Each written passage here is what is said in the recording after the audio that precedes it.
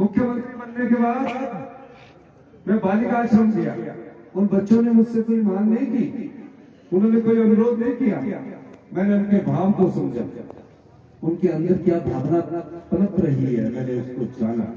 उन्होंने नहीं मांगा और हिंदुस्तान का पहला कानून चिल्ड्रन ऑफ द स्टेट के रूप में, मुख्यमंत्री सुख आश्रय के रूप में हमने नई योजना लाई। आज 27 साल तक सरकार पढ़ाई का खर्चा करेगी। फिर हमने एक और चीज देखी, कई हमारी बहनें बहुत जल्दी विधवा हो जाती है, घर में बच्चे होते हैं, कमाने वाला जब चले जाता है तो उस बहन पर क्या विपदा आती है। इस दूसरे बजट में मैंने 1,15,000 विधवा महिलाओं के बच्चों को, जिनकी उम्र जितना भी पढ़ना चाहे 27 साल तक हमारी सरकार उनकी पढ़ाई का, उनकी हॉस्टल का, उनकी फीस का पूरा खर्चा उठाएगी। ये इस बजट में हमने रखा। ये दूसरा बजट चल रहा था, विधानसभा का सत्र था और हमने दूसरा बजट में ये योजना लाई थी। मैंने देखा गांव में बुजुर्ग रह रहे हैं, उनके बेटे बाहर कमाने गए हैं। कई बार तो ऐसी हालत है कि इतनी बड़ी बीमारी हो जाती है कि उसके घर में सोसाइटी से पैसे उठाने के अलावा कोई चारा नहीं रहता।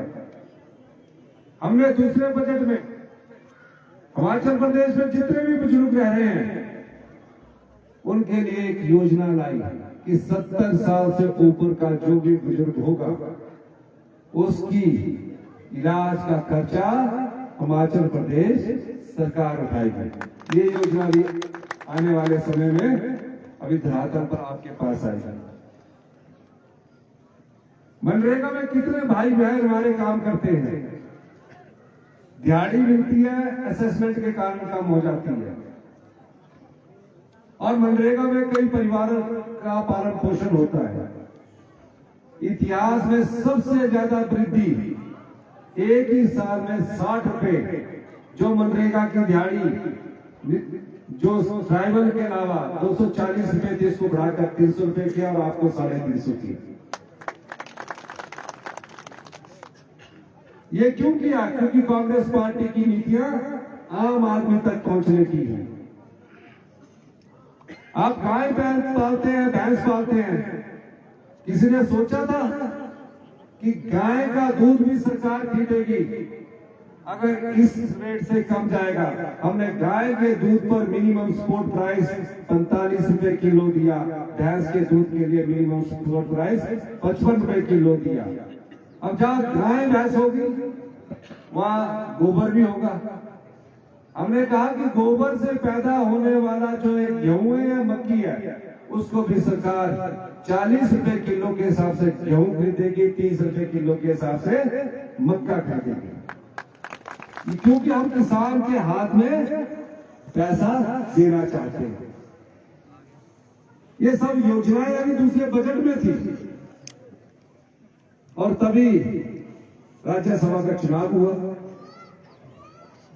और राज्यसभा के चुनाव में वो मेरे इन बजट में जो मैं योजना लाए बहुत प्रशंसा कर रहे थे। माननीय मुख्यमंत्री जी ने बहुत अच्छा बजट प्रस्तुत किया। 6 तारीख को जो बीके में 6 विधायक थे वो इधर भी साथ कर रहे थे, इनके साथ बड़ी गपशप मार रहे थे। कुलदीप सिंह पठानी जी के साथ, मेजर सिंह के साथ भी 1-2 आदमी लगे हुए थे। हम भी पहुंच गए, विक्रमादित्य जी के साथ भी गप्पे मार रहे थे और सब लोगों के साथ गप्पे मार रहे, बजट में बड़ी बड़ी बातें कर रहे। और राज्यसभा के समय सबसे वरिष्ठ हिंदुस्तान के सुप्रीम कोर्ट के सबसे लीडिंग एडवोकेट को पार्टी ने चुना। पार्टी किसी को भी टिकट दे सकती है क्योंकि हम पार्टी के नुमाइंदे हैं। और ब्रेकफास्ट भी मैंने किया, मैंने फ्रेश न्यूज मंगाया, ठीक रहेगा। बोले फ्रेश है, बोले फ्रेश है, फ्रेश न्यूज खिलाओ जिनको। कोई बोले कि 2 अंडों का ऑमलेट अच्छी तरह बना के लाना।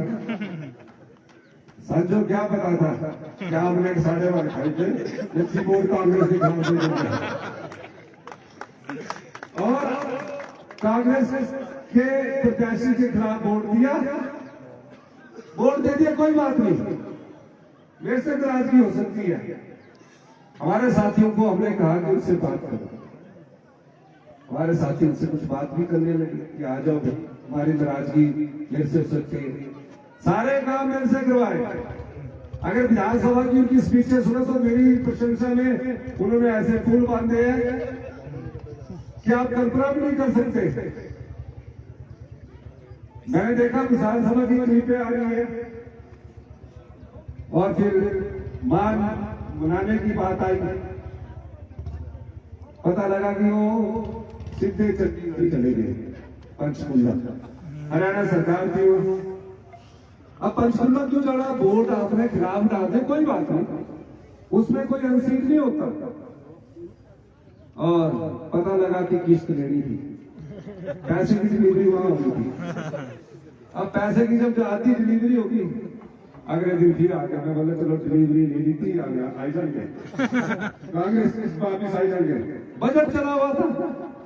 अब हमारे बजट में जिसमें ये योजनाएं मैं आपको गिना रहा था ना, ये योजनाएं उनको मैंने बोला ये सब लोग पास हमें मदद करेंगे। अभी बजट में चर्चा होनी थी, स्पीकर साहब ने बोला कि मैं तो कानून का ज्ञाता हूं, संजो भी डर गया था, हमारे को भी स्पीकर साहब डांट देते। बोला भाई मैंने पाया कि बजट में सब प्रेजेंस होनी थी, हम सब बजट में बैठ गए और मैं तैयारी कर रहा हूं। बड़ी बड़ी खबर चल पड़ी कि मुख्यमंत्री जी ने इस्तीफा दे दिया। मैंने बोला मैंने क्यों इस्तीफा दिया, 35 साल कांग्रेस में रगड़ रगड़ कर मुख्यमंत्री की कुर्सी पर पहुंचा हूं, आम जनता की सेवा के लिए पहुंचा हूं, ऐसे इस्तीफा दे दूंगा? हम आम जनता के लिए है, हम तो संघर्ष की राजनीति से आए हैं, आप जैसे परिवारों से आए। कैसे बजट की स्पीकर साहब ने हाउस बुलाया, हमने बोला कि 6-7 जो लोग हैं ये भी बजट में आएंगे, सबकी अटेंडेंस लगती है, अटेंडेंस भी लग गई, सबने अटेंडेंस भी लगा दी। अटेंडेंस लगने के बाद विधानसभा सभागार के अंदर जब जाते हैं तब हमको विधानसभा सभागार में अटेंडेंस के पैसे मिलते हैं। सबने अटेंडेंस लगाई, हम सब बैठ के 2:30 बजे बैठे, बजट पर चर्चा हुई और बजट पर चर्चा में हमने सोचा 6 के 6 आएंगे। पता लग गया कि तो हेलीकॉप्टर आना 2 आए, एक भी नहीं आया, शायद फिर उड़ेंगे। विधानसभा से पंखों की आवाज आए, उड़ गए। और जब पंखों की आवाज होकर उड़ गए तो हमारे पार्लियामेंट मिनिस्टर हर्षवर्धन चौहान जी ने कहा कि सर वो तो 6 विधायक है ही नहीं, कहां चले गए, अटेंडेंस लगी हुई है। लेकिन वो वहां से उड़कर सीधे पंचकुला चले गए। सीआरपीएफ वाले हैं, चलो भी आपने गलती की, चलो आप आ जाते, कोई बात नहीं आए, अब बिक चुके थे। पर इनसे ये पूछा जाना चाहिए कि 1 महीना हिमाचल प्रदेश की सीमा के अंदर क्यों नहीं आए, और अब आए हुए हैं तो सीआरपीएफ लगाई हुई है। अरे भाई हिमाचल पुलिस भी आपको सुरक्षा देगी, आपका पूरा ख्याल रखेगी, आप आइए। ये नई परिवार की संप्रभुता पर हमला है। और मैं आपको एक बात बता देना चाहता हूं, जो भी पार्टी जनता की भावनाओं का सौदा करती है, ये आपकी भावनाएं होती है। जब आप अपने प्रत्याशी को चुनकर बेचते हैं और बेचने के 14 महीने के अंदर ही आप पैसे लेकर बिक जाते हैं, वो कभी जनता के सच्चे सेवक नहीं हो सकते। ये लड़ाई मेरी नहीं है, ये लड़ाई हिमाचल प्रदेश की जनबल की लड़ाई है, जनता की लड़ाई है। इन्होंने एक राज्यसभा की सीट चुराई है, अगर जनता चाहे तो इनसे 4 लोकसभा की सीटें कांग्रेस के पक्ष में वोट डाल के इसका जवाब दे सकती है। कल को तो कोई भी आएगा बोलेगा 14-15 महीने बाद नोटे की टैक्सी थी क्या, बोलेगा मैं चल गया, बढ़ी गया। घर को कोई भी आगे ऐसे बेच सकता है, अपना ईमान बेच सकता है, वो आपका सेवक नहीं हो सकता। हम जनता के लिए है। हमारी सरकार को सिर्फ 15 महीने हुए हैं और 15 महीने में हमने जनता से जुड़े हुए, आम लोगों से जुड़े हुए फैसले किए हैं। जो कर्मचारी ओल्ड पेंशन स्कीम की बात करते थे, उनसे पूछा जाना चाहिए, हम इसका राजनीतिक लाभ के लिए, फायदे के लिए नहीं हमने किया। करते तो 2027 के चुनाव से पहले करते, लेकिन हमें उनको सामाजिक सुरक्षा मुहैया करवाना चाहते थे। और एक साल में देखिए, इस 15 महीने में हमारी सरकार ने 2200 करोड़ रुपए का राजस्व को अप्लाई किया। 2200 करोड़ का, जिसका फायदा सरकारी कर्मचारियों को हुआ, किसान को हुआ। आज उनको हमने ओल्ड पेंशन स्कीम दी, 4% दिए और दिया। पुलिस वाले थे 7 रुपए डाइट मिलती थी, अधिकारी आके बोलते कि 400 रुपए कर दो। महिला क्यों कर दो? जब हमने 2200 करोड़ कमाया, हमने उनकी डाइट मनी को भी 210 से बढ़ाकर 1000 रुपए किया, क्योंकि हमने भ्रष्टाचार के चोर दरवाजे जो बंद किए, वो पैसा जो हमने कमाया वो जनता का था। यही नहीं, बार बार जयराम जी बोलते थे, बिंदल जी बोलते थे कि गारंटियां क्या है, 1500 कब आएंगे, कब देंगे 1500? मैं चुपचाप अपना काम करता रहा, मैं सरकार के खजाने को भरता रहा। मुझे पता है हमारी हिमाचल में परिवार जो है और परिवार की पूंजी जो है महिलाओं के हाथ में है।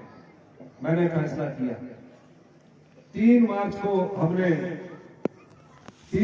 हमने पूरे हिमाचल प्रदेश में प्यारी बहना सुख सम्मान निधि योजना की शुरुआत की।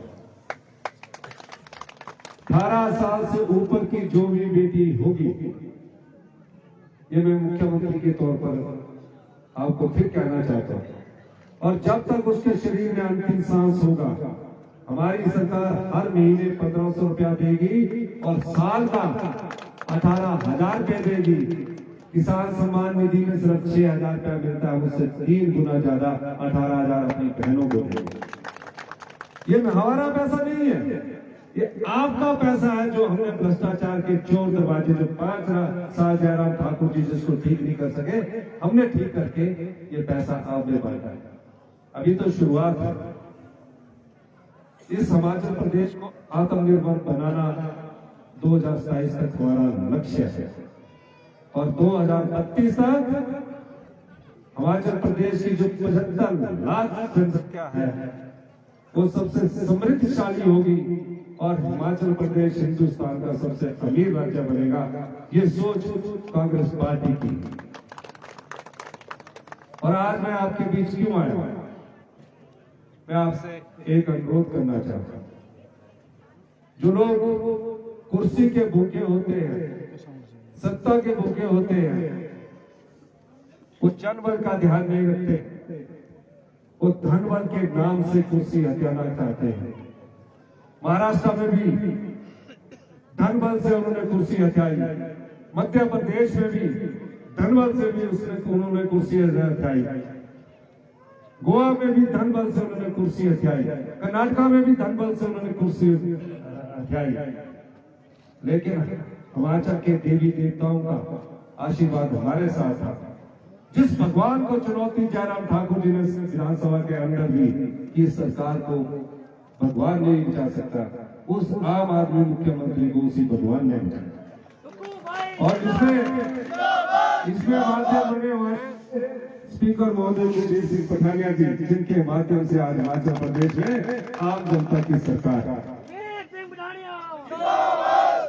और अब समय आएगा 1 जून को, जब आपने जो बोलते हमारी अंतरात्मा नहीं मान ली, उनकी अंतरात्मा नहीं थी, उनकी धन आत्मा नहीं मानी, उनकी आत्मा नहीं थी, धन आत्मा नहीं मानने दे रहा था कि हमारे पैसे फंसे हुए हैं, पूरी किस्ती मिली है, सभी 1 महीना बाहर रहे।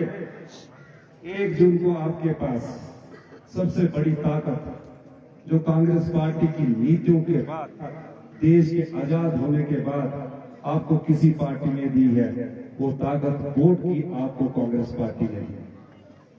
उस ताकत का अगर आप सही इस्तेमाल करना चाहते हैं तो 1 जून को जब आप वोट डालने जाए तो कांग्रेस पार्टी की 15 महीने की सरकार आपके सामने जो हमने कार्यक्रम रखे, काम रखे हैं, उसका ध्यान रखें और जिन्होंने लोकतंत्र को कीनने की कोशिश की है उसका मुंह तोड़ जवाब दें। विक्रमादित्य एक ऐसा युवा प्रत्याशी हमारे सामने जो आपदा में सड़कें खुलवाने में आम लोगों के बीच आपके साथ कंधे से कंधा मिलाकर खड़ा रहा। एक ऐसा व्यक्ति जो जेसीबी में बैठकर सड़कें खुलवा रहा था। एक ऐसा हमारा कैबिनेट मिनिस्टर जो पीडब्ल्यूडी मिनिस्टर है, जो आए दिन शाम को हमारे साथ बैठक करके कैसे बजट में पैसे खुलवाने हैं, कहीं पैसे की कमी नहीं आने दी, कहीं भी सड़क को रुकने नहीं दिया। वो आज कांग्रेस पार्टी ने आपकी सेवा के लिए आपके बीच भेजा है। युवा है, अच्छा बोलने वाला है, आपके दर्द को समझता है। वीरभद्र सिंह जी भी जनता के बीच रहकर 6 बार मुख्यमंत्री बने, उनके बेटे हैं। इस बेटे को आपके आशीर्वाद की जरूरत है। और अभी हमारी 3.5 साल सरकार, मैं दावे के साथ कह सकता हूं विक्रमादित्य जी अगर यहां से जीत कर जाएंगे तो लोकसभा में कंगना तो बेचारी डायलॉग बोलेगी, उसको बोलने नहीं दिया जाएगा। विक्रमादित्य जी आपके मुद्दे उठाएंगे। कंगना फिल्म इंडस्ट्री में भी अच्छी बात है, संघर्ष किया, अपना फिल्म इंडस्ट्री में पहुंचा। जयराम ठाकुर जी ने किसी तरह अपना पिंड छुड़वाना था क्योंकि उनको चुनाव लड़ने के लिए बोल रहे थे। जयराम जी को जब ये पता लगा कि विक्रमादित्य जी मंडी संसदीय क्षेत्र से कांग्रेस के प्रत्याशी होंगे तो पीछे हटने लग पड़े। अरे पूर्व मुख्यमंत्री है, क्यों डर रहे हैं विक्रमादित्य जी से? तो पूर्व मुख्यमंत्री जी 5 साल सो रहे, बोलेंगे जनता को क्या जवाब दूंगा। सिराज में जब अत्यधिक बारिश आई तो मैं और विक्रमादित्य जी वहां गए तो उन्होंने बेचारे कंगना जी से अनुरोध किया कि आप आइए, आप लड़िए, आप हंसिए। अब भारतीय जनता पार्टी आजकल कंगना जी ऐसे लगती है कि मंडी संसदीय क्षेत्र में कोई शूटिंग चल रही है और भारतीय जनता पार्टी के नेता उनका स्क्रिप्ट लिख रहे हैं और डायरेक्शन जयराम ठाकुर जी कर रहे हैं। ऐसा लग रहा है, आप देखिए कि पूरे परिधान बदल के, परिधान बदलने से पूरा अपने जिस जगह जा रहे हैं पूरे परिधान बदले, अच्छी बात है, उसमें भी मैं टिप्पणी कर रहा हूं, लेकिन आप भी भारतीय जनता पार्टी के जाल में फंस गए। बेचारों को लगता कि शूटिंग की लोकेशन आज यहाँ है तो वहां लगाते हैं, वहां परिधान बनाते हैं। फिर भारतीय जनता पार्टी ने जो स्क्रिप्ट लिखा होता है कि आज विक्रमादित्य के खिलाफ आपने ये बोलना है तो उसको पढ़ते हैं और विक्रमादित्य जी के खिलाफ बोल देते हैं। उसकी डायरेक्शन कौन दे रहा है, कट एंड शॉट कौन कर रहा है? वो जयराम ठाकुर जी कर रहे हैं। तो आपने ये देखना है, वो बहुत अच्छी एक्ट्रेस है, अच्छी बात है और निश्चित तौर पर आप फिल्मी दुनिया में अच्छा अपना नाम कमाया है, लेकिन राजनीति में आप जयराम जी की डायरेक्शन पर मत जाओ, वो फिल्म फेल हो जाएगी। तो इसलिए मैं आपसे कहना चाहता हूं कि आप लोग एकजुट को जब वोट डालने जाए, हमारी सरकार ने कभी नहीं कहा कि हम 15 लाख देंगे, हमारी सरकार ने कहा हम 1500 देंगे और उसको देंगे। हमारी सरकार ने कभी नहीं कहा कि हम 2 करोड़ रोजगार देंगे, 10 साल से 2 करोड़ रोजगार का इंतजार कर रहे हैं। हमने 1 साल में 20,000 रोजगार दिए। आने वाले समय में रोजगार और निकलेंगे। इसलिए 1 तारीख को जब जाओगे तो मैं आपसे ये अनुरोध करना चाहता हूं कि जो लोकतंत्र को छीनने की कोशिश करते हैं, जो पैसे के दम पर सत्ता की कुर्सी जाना चाहते हैं, तो क्या आप लोग उनके साथ है कि नहीं है?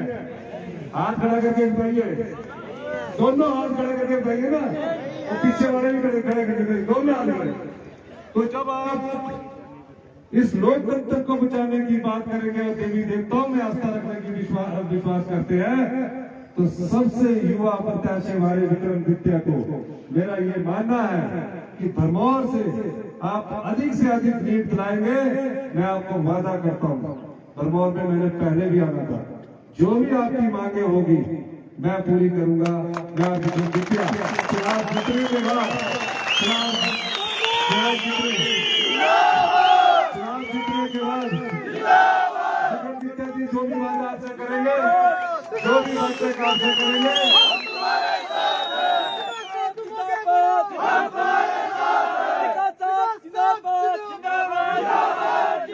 चुनाव जीतने के बाद मैं आपको ये भी कहना चाहता हूँ, विक्रमादित्य जी जो भी वादा यहाँ करेंगे उन सब वादों को मैं हमारी सरकार पूरा करेगी।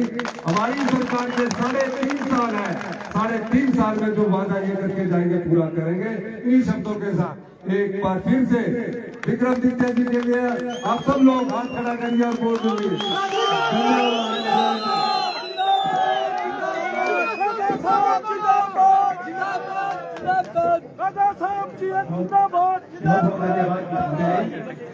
आप NSUI के स्टेट प्रेसिडेंट और साहब को सम्मानित करेंगे।